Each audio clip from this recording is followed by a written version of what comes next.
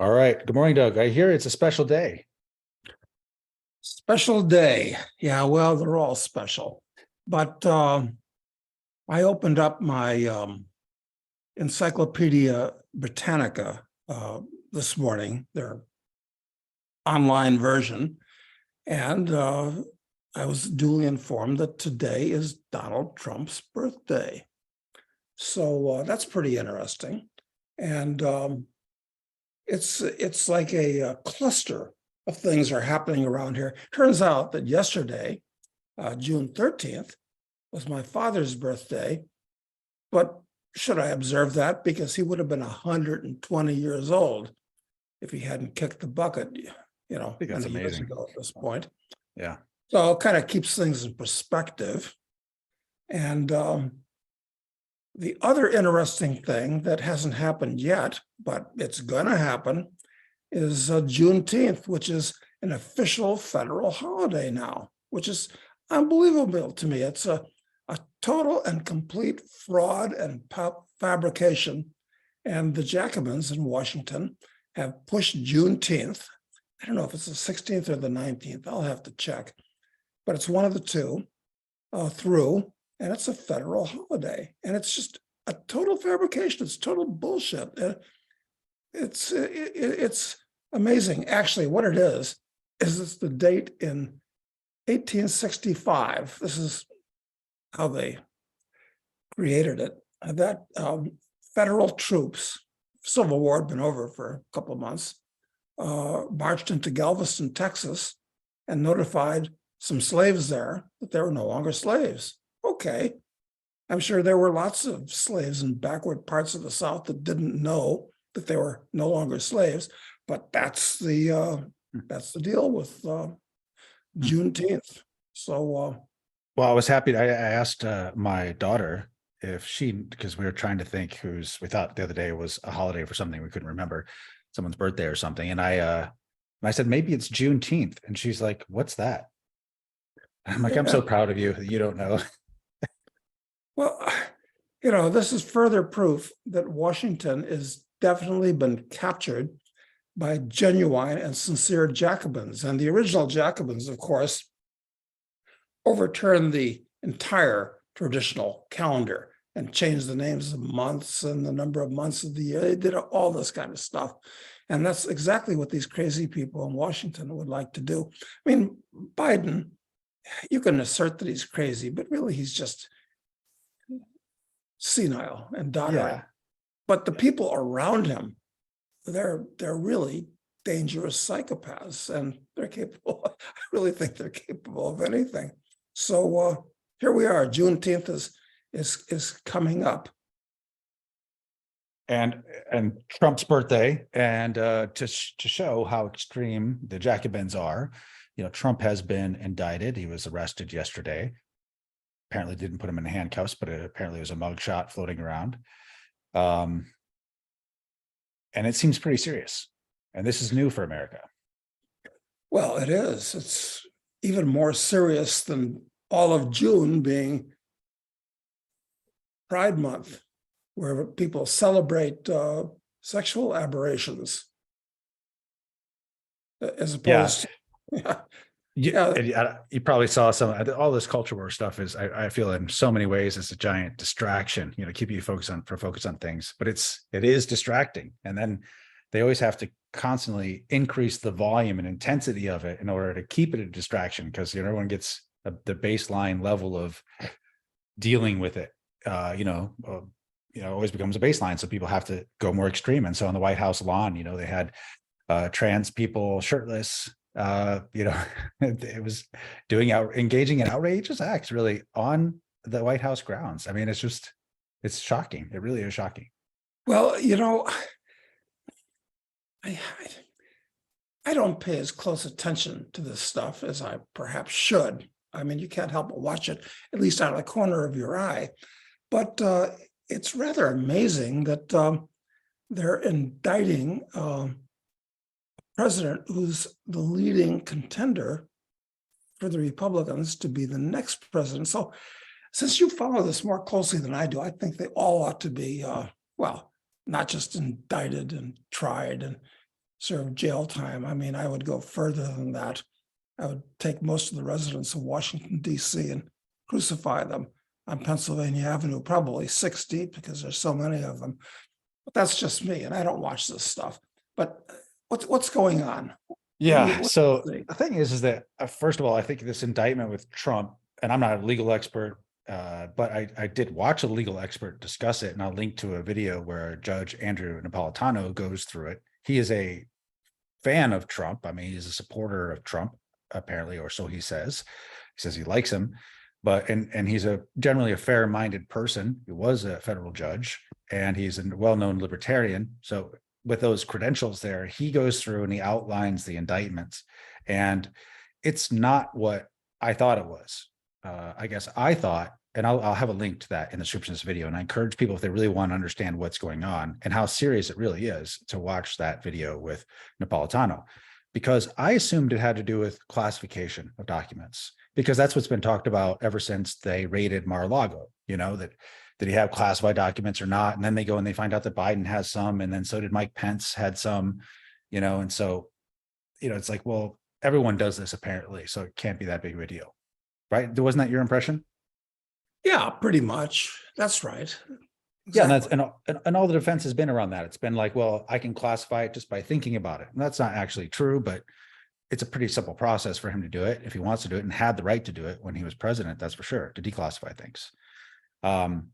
But it isn't about anything relating to the Presidential Records Act, which is basically is the act that he was always using as a defense, in explaining what he did, and also in explaining what other people have done, from Joe Biden to Mike Pence. So, in fact, he's being charged with the Espionage Act, which is a law that came into effect when arguably the worst, or certainly one of the top worst presidents the United States ever had came power. Well, it was in 1917. So Woodrow Wilson, and originally it was the Espionage Act, and then there was a censorship part of it that was added to it later, and then completely removed, where you basically couldn't say anything bad publicly about the government or about whatever. So, but they did ultimately remove that part, but they kept the Espionage Act.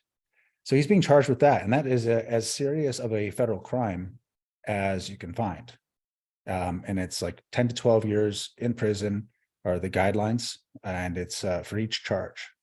So what do they say that he did to violate this act? Well, like all laws, they're, as you've reminded everyone here many times, it's, the book 3 Felonies a Day. There are a lot of laws out there. And a lot of times you could be breaking them and your intentions all be positive or not negative at all. Like, it's not like he was giving secrets to China or something, it's not even like he was doing things like taking bribes from Ukraine.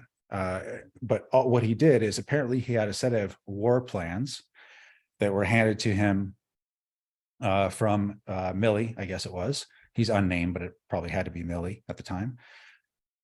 Just in how they would approach an attack on Iran. And the country's unnamed, but it's assumed that it's talking about Iran. And that could also be China, perhaps. And he's got a big mouth, Trump, as everyone knows. Yeah, and in the indictment, and I encourage people just to read the indictment so you can see actually how serious it was, or at least watch Napolitano's version of it. He says things like, he's with some press and 2 people, the staff members who do not have security clearances. And he's trying to show that he wasn't the crazy one that they were making him out to be. Because at the end, they said, we don't even know what he's going to do. If he feels like he's going to lose the presidency, he might start a war, in order to, delay the election or whatever. So if you remember, these rumors were happening, and he was trying to disprove this to this reporter. So the way he was disproving it is saying, see, I have this war plan here, and I can't let you see it. He says, I can't let you see it, but I have it here, and I didn't ask for it. They came to me. They put it on my desk. They wanted my approval. They were trying to get me to do it, and I said no. But all of that, he's showing he has it. That's something he cannot have. You cannot have things that relate to defense, war plans in particular, are a different standard than the normal confidential records, that they classified records that would apply to the to the Presidential Records Act. So then there was an effort to, once they realized they had it, I guess, and they might be in trouble for it, to move it to different places, they said, and that's the obstruction charge and stuff like that. But those are all minor. The main one is the Espionage Act, and it's actually very serious. And the fact that he didn't do anything serious, but the law appears pretty clearly to have been broken, and it's a very serious, it's a very serious consequences associated with it. So it's serious. It's really serious. Okay, so Napolitano thinks it's serious also. Yeah. So he's been arraigned. And what's the next step in the legal process? I mean, is he going to be, once he's arraigned, now he's indicted, and this is normally when they would perp walk him and ask for bail if he was a normal person? Well, he had to make a plea, which he said not guilty, of course. Yeah. Yesterday, when you're arraigned, you make a plea, and then he's out on personal reconnaissance. I mean, where would he go? Everyone knows him. So he's out on his personal reconnaissance, which means, he doesn't have to put up bail or anything. And then he's out awaiting trial. In the federal system, apparently the trial would likely begin in about April of next year. Well, never having been indicted, all I know is what I've seen on Law and Order, where they say in the criminal justice system and so forth and so on. So I guess that's the way the drill works. And the timing is pretty good. Come to think of when the elections are, and that Trump will probably run, or maybe not. Who knows, quite frankly. Yeah. But this could really throw a monkey wrench in the way the smooth running of the U.S. And a lot of people could get really, really hot under the collar and really, really angry if this leads a little bit too far. Well, that's the worry, is, again, just listening to Napolitano talk about it, and then the other reading I've done since watching his analysis last week, it appears as though, there's not a way out for him. It's certainly, unless somehow, and Napolitano, no, I've never heard anyone else say this, unless somehow the judge denied standing for the charges and saying that the Espionage Act was superseded by the Presidential Records Act or by something else, then it will go to trial. Like, there's very little doubt about that. He is pleading not guilty, so he will be defending himself while running for president at the same time. And I think as his supporters realize how serious this actually is, that they do indeed intend to put him in jail, put him in a federal prison for the rest of his life, that's actually what they're going for, then all of the FBI's claims about the real threat to the homeland may be proved true by an overreaction, or a reaction from Trump supporters, which is actually the worst possible outcome in all this, I think. Well, and if it's tried, it won't be tried in Florida. It'll be tried in New York or in DC, do you know? This would be tried in Florida. In Florida. All right. Well, then he's got a halfway decent chance of getting a jury that doesn't hate him. If it was in Manhattan, that would be a different story, or DC, that would be a different story. But in Florida, maybe they'll have a more or less impartial jury. Yes, and one of the things, though, is that apparently Napolitano talks to this. He says that because most of the crimes were, at least the crimes that he was indicted for, alleged crimes he was indicted for, were in Florida. There were also ones in DC that relate to it. So those could still be coming.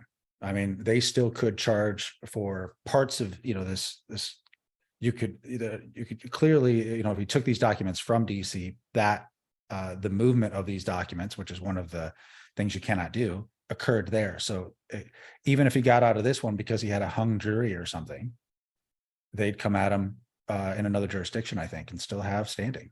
Oh, that'd be clever. Well, this is really the way it works in third world countries. I mean, if they want to give the appearance of observing some kind of bullshit law, and as we were talking about some point earlier, all these laws should expire after the hysteria that gets them passed blows over, but they don't. They stay on the books, and people that work for prosecutors and God knows who else go through and find these laws, these old laws that everybody's forgot existed, and apply them some way, and look to make new laws. Yep. With case law, getting the right jury and the right judge, which they desperately try to make sure they're pre-convicted, these people, which is of Yep. course why most people plea bargain, because when you have all the resources of the government arrayed against you, including the propaganda machine and everything like that, of course it's the reason why something like 95 or 98%, some incredibly high amount of all criminal cases are plea bargained. Well, Trump can't Yeah, do on, that. on the federal level, it's not 100% that win for the feds, but it's real close to that, because they usually don't even bother to bring a case unless they are very confident in the evidence that they have and very confident in the jurisdiction that they'll be prosecuting in. So yeah, I mean, they're serious, obviously, if they're doing this to Trump. It's actually serious. But I always thought it was kind of a joke, debatable thing, that they were just mostly doing to sideline him from the Theater, I thought it election. was theater, right? Yeah. That's kind of Yeah. what I thought too. I don't Well, think so of course, anymore. Trump is not an average American. I mean, he's probably still a legitimate billionaire, although with the ongoing collapse of the real estate market, office buildings and hotels, and I don't know what other things he owns, which are being marked down radically. But still, if the feds indict you, they really bankrupt you, even if you attempt to fight them. Will bankrupt you with. Yeah, they've already been, I have to imagine that his net worth has diminished greatly since 2016 or since 2015 when he announced he was running for president. I have to assume it's only gone down since then, because all of the economic sanctions, like efforts that have been done to him and his properties. So he's not in as good of a position to defend himself today as he was even 5 or 6 years ago, I'm sure. Let alone, and then the real estate on top of it. It's fascinating to watch it play out. And of course, if we play out the scenario of, let's say Trump can't run, or Trump gets so fed up with the corrupt Republican Party that he decides to run as an independent and form. Well, that's too late to do that, isn't it? Because you have to get on the ballot of different states and so forth. But who knows? Isn't there something called the Constitutional Party that it's always on every ballot. Yeah. And of course, in the past, the Libertarian Party, which is worth less than nothing these days, is on every ballot. And they even ran that slithering creature from the state, William Weld, as the vice president under Gary Johnson. And I believe they got more votes, the Libertarian Party, than ever before in history. About 5% of the votes in the last election went for the Libertarian candidate. Never seen a discussion of that. Have you? Am I right? It was 5%. Yeah, I think you are. They did a lot better, but I mean, when they picked the worst candidates possible. Yeah. Yeah, I mean, just absolutely horrible places. I mean, well, the whole system is just so corrupt that it needs to be flushed at this point. And maybe that's all going to happen in 2024. And the timing will probably be about right for something really untoward to happen in or around the Ukraine as well, which is another situation which is heating up with, the Germans sending Leopard tanks. It doesn't seem like that would resonate with the average Russian, that German tanks are being used to attack the border by people that are accused of being neo-Nazis. That's kind of odd. That doesn't play well in Russia. Yeah. I even heard I saw the German foreign minister was asking people not to refer to Leopard tanks as German Leopard tanks. It's like, what we shouldn't, just because they were made here doesn't mean you should call them German, because they aren't ours. It's like calling the iPhone like an American iPhone. You know what I mean? Is what she was trying to convince people. Well, people will probably figure it out, because everybody knows the German Tiger tank, and everybody knows the German Panther tank from World War II. So the Leopard tank is kind of a natural progression. Yeah, exactly. It's funny how history is perhaps repeating. And everything that I've heard, and what do we know about the factual situation? Because it's all lies on both sides. But I think there are more lies on the part of the Ukrainians at this point, because it's more corrupt than Russia, actually, I think, it seems to me. And it seems like the Ukrainians are suffering catastrophic losses among their armed forces. That And the is Russians are not. yeah. But perhaps it's a question of whose propaganda you prefer to read. Yeah, and I still go back to this thing, or I don't. The way the war is being fought is very strange. Everyone thought that virtually everybody thought the Russians would roll over the Ukrainians in a week. And then obviously we're more than a year later, and it's still it's like trench warfare. And and the argument at first was just because it was a special military operation, it wasn't really war. Russia didn't really want to destroy Ukraine. They just wanted to sort of topple the NATO influenced government there, or at least to secure the Russian speaking areas. I think that's factual, actually. It makes sense. It makes sense. But now, I mean, it's really surprising to me, given the fact that Ukraine has done things. I mean, the blowing up of the Nord Stream pipeline, you have actions like that. You have attacks on Russia proper. You have, apparently the SAS involved in, blowing up or attempting to blow up the Kursk bridge into Crimea, blowing up of the dam. Who knows exactly around that same area how that happened? And yet, there's still electricity in all of Ukraine. There's still, it's not this. They just must not believe in the total war view that the U.S. that I'm used to, that the U.S. brings everywhere we go, where we put people immediately, we put whatever population we're attacking into the Stone Age, and still they have not gone there. Yeah, exactly. It's gonna be fascinating to see how this all sorts out. I just hope it doesn't somehow tip into global thermonuclear war.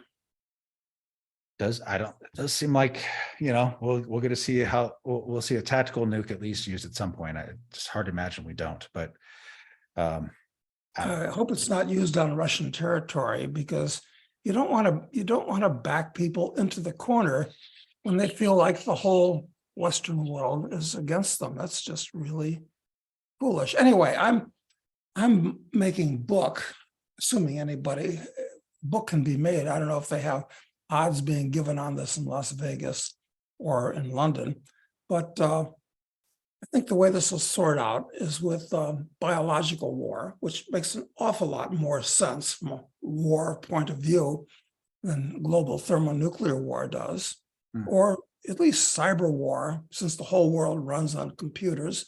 If you can shut them all down for a few days, these things could cascade, and who knows if you'll be able to get them back up in a reasonable period of time.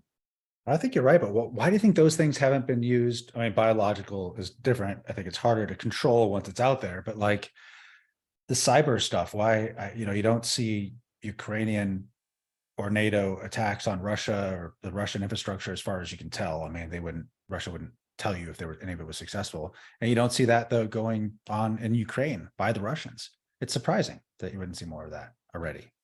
Yes, and of course we heard last year about the Russians having uncovered a dozen biolabs in the Ukraine, but then we didn't hear any more about it. Exactly. What were they doing there? I mean, exactly. Right. And you assume if it's bad for the West, bad for Ukraine, that Russia would just release documents around it, I mean, you'd expect that they would use it as a propaganda tool of some kind, but you don't hear anything anymore about it at all, except for speculation from people who can't know.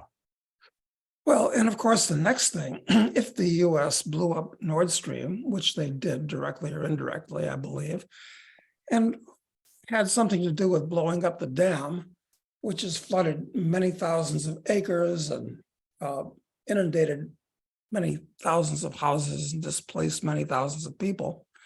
Okay, what's the next thing, the next false flag? Well, perhaps it's to do something to do with that nuclear power generation plant there, which is the largest one in Europe. So you could have Chernobyl too and blame that on the Russians, which would be completely ridiculous. And the last thing, that the Russians would do is any of those things. I think it makes no logical sense.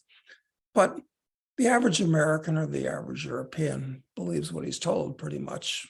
Putin's the devil, the Russians are totally evil. I mean, they froth at the mouth.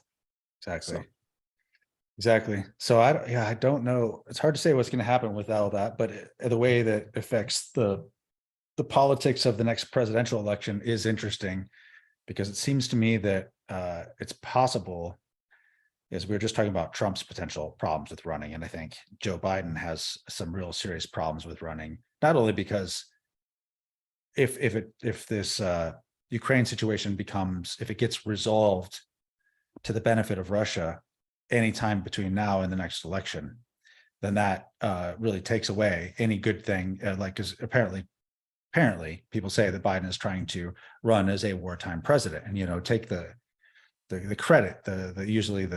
Apparently Americans usually support the president in times of war, but if you're losing, then he loses that benefit. So he stands to suffer greatly if something bad happens there. In which case, maybe he just opts out. Maybe he just retires. So maybe before we terminate this conversation, we ought to try to handicap what's going to happen in the 24 election, presuming we're going to have one. Biden, will he run? I'm sure the Republicans, they've got to hand down some serious indictments for his various crimes and those of his son, which are all related. It's like a crime family. And now that it's all out there, it feels like that they're going to have to deal with them. I mean, they've been hidden for a long time, but the fact that several things are coming out right now, I think indicates that it has momentum behind it. Yeah, between that and Biden's personal problems being old and demented. So if Biden doesn't run, well, they're certainly not going to run Kamala Harris. So then what do you come up with? And if Trump's compromised one way or another, and I can think of several ways, then who do the Republicans run? And the only person out there that we've both seen is Bobby Kennedy Jr., who seems like a sincere and decent human being. I can't believe I'm saying this about a member of the Kennedy clan, but I rather like him, although I'm sure that most of his economic ideas are goofy, typical kind of Democrat stuff, but probably not as bad as what the Jacobins have come up with, but he's anti-vaccine, anti-Praetorian agencies, anti the war in the Ukraine. So pretty good. Yeah, pretty good. But I don't know. I'm just too much of a cynic. Anytime he's like a storybook character, as far as I'm concerned in this, it's just he's too good. The deep state needs to be fought. You got to take down the deep state. Who has credibility to take down the deep state? Well, a guy whose daddy and uncle were murdered by the deep state. So he's coming out of, never seen him in public before recently, but he's going to come out saying all the right ideas, and Republicans will support him because of the issues you mentioned, and Democrats will support him because he's running on their ballot if he wins the primary, which I think he would. Even if Biden ran, I think Kennedy would beat him. Honestly, I really do. And are there any other people that appear to be decent human beings that are likely candidates on either side? I mean, that obsequious nothing nobody Mike Pence has apparently tossed his hat in the ring, supported by Jordan Peterson, which is pretty unbelievable. And oh yes, and what a complete limp dick excuse Peterson gave. We need somebody who's non-controversial and kind of normal at this point. What world is he living in? He went to hell and didn't come back. I really don't think he's not the same person he used to be. He actually literally went to hell. He looked into the deep depths or whatever, they stared back at him, and then whatever came back is not him. So I don't. Yeah, it's a real pity. He really seemed like he had a lot of potential at one point. He did. Oh well. He did. But, okay, so who else is there? Well, Chris Christie. Oh, yeah. I don't think he can ever live down dressing up in that baseball suit, looking like Tweedledee, the bubble butt balloon boy, pretending to play. No, No, I don't And then, think so. Who else is- well, I mean, who the Republican establishment and basically the establishment in general would like is Nikki Haley. oh my God. But she's a pathological warmonger. She is. That's why they like her. I think the establishment likes her. Well, with the average American, years ago, I said that the late empire is getting to the stage where we need a general, especially with a war going on, and people trust the military. Americans trust the military more than any other institution.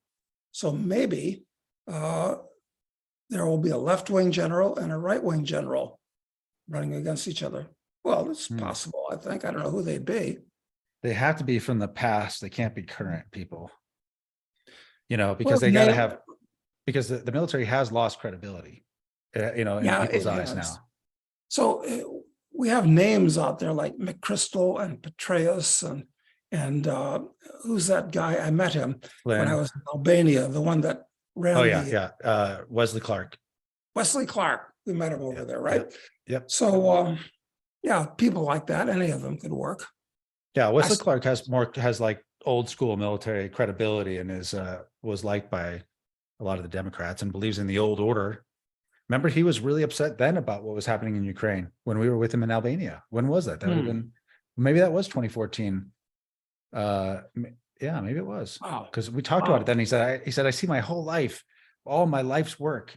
He was the former supreme allied commander of NATO. He said, I see all my life's work falling apart because of the Russia-Ukraine stuff. Then that's what he said. Interesting. Yeah, time flies. And it was okay for, so that was in the days when Kosovo was separating from Serbia, pretty much the way Donbass wanted to separate from the Ukraine. But it's okay that Kosovo separates, but not that, it's just amazing. And Americans don't think about this. Yeah. Well, and speaking of that, there's a lot of problems in Kosovo. Right. Well, a couple of weeks ago, there were some flare-ups, I guess, from these towns that are kind of in the border areas between Serbia and Kosovo that are the vast majority of the population is Serbian. And, they held elections and the Serbs to protest the elections didn't participate. And so some Kosovars won the election, the local mayor's races, basically in these few towns with a total participation of the vote of 6%. And so these guys were trying to go in and, be seated as mayor or whatever. And then the Serbs were protesting it, trying to block them out. And then we sent in some NATO troops actually to bring the peace, spread the love more. So, yeah. Anyway, but that's it's these forced countries, they're forced to be in this structure. And it's like, they should more autonomy where you're with your people makes sense. You're like, why? No one wants to be ruled by somebody that's not among them, of them. Well, I can't wait to see what happens in the next few years. But on the other hand, I really can wait because I can't see many good things sorting out from all this. It's just really unlikely. I agree. The worst case scenario to me, again, is that because as Trump's supporters become aware of the dire straits he's in, that they do something stupid, or that they are induced to pretend they're doing something stupid with, some more FBI people, and that you have something that basically all of their claims around, white supremacy and, attacks on the homeland, the great terrorists that we have is, are as internally driven, and that if there's something that comes out of this stuff with Trump and they kind of can induce people to misbehave, that it could just blow up and you could have a complete police state. I mean, it could really get bad pretty fast. Yeah. And if that happens, the people who are in power will have inertia on their side to stay in power. And I'm convinced that since the people that are in power now are really cut from a somewhat different cloth than any group before them, they're much, much more dangerous and much worse. Now that they have control of the apparatus of the state, they're going to try to maintain it and use any crisis to enforce their. Now, this is really a dangerous situation. I'm coming back to the U.S. in a couple of days and looking forward to warm weather, but because it's chilly down here in Uruguay now, pleasant but chilly. But on the other hand, I'm not really looking forward to sticking my head into the lobster trap during this summer when anything could happen. Oh, I'm sure it'll be fun this summer, but It'll be fine.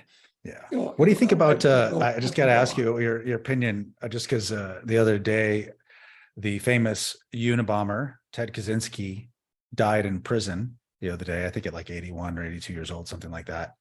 And, you know, I don't know if you have an opinion on him or about, I don't know if you've ever read any of his stuff, but, you know, online, in certain online circles, they refer to him as Uncle Ted. Is that right? Yeah. Why? With some endearment. He was an ecology guy, wasn't he? Too many people that are ruining the world. Wasn't that his thing? Number one, he said technology would enslave all humans and technology needed to be stopped. So he was what do you call that? When someone, he was an anti-technologist. That number one. A Luddite. Luddite. Yes, an extremist Luddite. Yeah. Okay. Did you read any of his work ever? No, I never did. But what I thought was rather ridiculous is that the FBI couldn't catch him even after he published that document because, you know, this is a manhunt that went on for over a decade, and he was only turned in because his brother figured out that he must be the Unabomber. So what about all these experts, the FBI, that, you know, if you read a screed such as he wrote, and he'd written things before, you'd think that they'd be able to kind of figure out who are the likely possibilities. Anyway, so. A show of incompetence or perhaps complicity for all I know by members of the FBI, which is much more corrupt now than it was then. Yeah. It was I saw something online. I wasn't sure if it was actually true, so I was just trying to look it up while you're talking. That you know, Merrick Garland was involved in the prosecution of him in some way. I don't know if that's true or not, but I'm gonna keep looking, because Merrick Garland seems to have been everywhere. Seems to have done a lot of things, and he was part of a lot of important prosecutions in the past. All these little bed bugs and cockroaches that, you know, come out when the time is right and scurry around creating trouble. So, and they really are just nothing, nobodies, but they're dangerous. Right. I mean, he's the guy who has to approve the prosecution of Trump. He's the guy, right? I mean, it has to go through him, I assume. Yeah. Okay. Oh, wow. All right. So you don't know anything about, you haven't read. I'll send you, I'll get you a copy of some of Uncle Ted's work to read a few pages. You might like it. Interesting and of historical interest to really study it. I mean, there's so many things that you can look at and investigate and so forth. For instance, one of the things he says about Ted Kaczynski says about the left, he was very much against the left. Very much against the left. Yes. And he said, and he was an academic, and he left academia. And he said in it that the left will fight technology until they have control of the technology. Then they will become its biggest supporter and, you know, force its use. And I think that's accurate. I think that's definitely he didn't consider himself a leftist. No. Interesting. Huh. Yeah, his big thing, he believed that, like, you had to. Now he did like advocate for violence, you know. He says, but in his mind, it's to save the human race, but not from environmental disaster, from technology. So the machines will control you. They make you, you know, they dehumanizing. Well, it could be that he's a prophet, but not in his own time. Yeah, it's interesting. I'll send some to you. His screed can't be too long because it only ran like a page or two in the New York Times, right? There's a few different pieces. There's, like, I guess what was considered his manifesto, but then there's it was a technology and slavery or something like that. Can't remember the title of his accumulated letters or whatever. But it's worth reading some of it. I'll send you something because it's surprising. good. I was really surprised when I read it. Oh. I'd heard I should read it for years and years, and then I read some last year, and I'm like, dang. I mean, he's right. I don't agree with everything, but he's right about a lot. Interesting. Well, there are so many subcultures and little highways and byways and back lanes in the American political culture that it's really pretty hard to keep up with them all, quite frankly. So isn't it interesting though that so Garland was involved in the Unabomber case. Okay. He was Mhm. also involved in the Oklahoma City bombing case. Hmm. Isn't that weird? Well, yeah, and of course, this is kind of retro rocking into the past. They should never have. We really don't know who did any of these things. Yes, I know McVeigh was tried and convicted, but did he really do it? Well, who was the And other guy that was with him? yeah, whatever happened to him? And then, of course, yeah, You're not supposed to talk about these and things. that led into the Ruby Ridge thing, which Yep. kind of led into the whole Waco thing, which was just a disastrous fiasco. Yep. Exactly. Yep. That's they all relate. So, and I wonder if Merrick Garland was involved in any of those. I'll have to look because I wouldn't be surprised. Huh. He's kind of the go-to guy for getting stuff done. He does the dirty work, makes stuff happen. You have your stringers you call in when you need them. Yeah.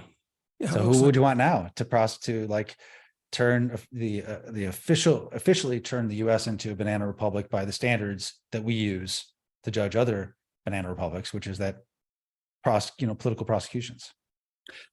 Yeah, I guess we have to evolve our own class of Soviet Berias or Nazi Himmlers. I mean, they're out there waiting to surface, and perhaps Garland is one of them. Yeah, so he was involved in he was involved in both Ruby Ridge and Waco. Well, he's got longevity, if nothing else. Yeah, he played an important role with other confrontations with extremists in those years, including the lengthy 1996 standoff with the heavily armed Montana Freemen. The Justice Department and the FBI were eager to avoid a repeat of the deadly incidents in Waco, Texas, and Idaho. So well, he's been around a long time. Yes. Yeah, Mr. Reliable shows up. All right. Well, okay, I'll do that conspiracy rabbit hole on my own time, and we'll drag you into it. Okay, and we'll see what happens when we next chat. Yeah, you'll be back in the U.S., so we'll be talking when you are based there, close to the headquarters of the time that I empire. got my finger on the pulse of the American hoi polloi, which I'll be doing in a few days. All right. Well, we'll be back next week with that. Thank you, Doug. I really appreciate it. We'll talk to you soon. Thanks, Matt.